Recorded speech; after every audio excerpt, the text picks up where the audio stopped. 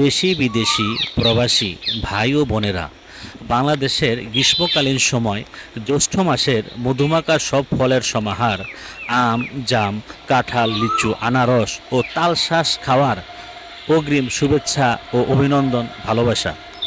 জ্যৈষ্ঠ মাসের ভর দুপুরবেলা তপ্ত রোদ থেকে বাঁচার জন্য তৃপ্তির সুশীতল প্রাণ জুড়ানো বাতাস, প্রাণ বাঁচানোর অক্সিজেন গ্রহণ করার জন্য বট বৃক্ষের জুড়ি মেলা ভার।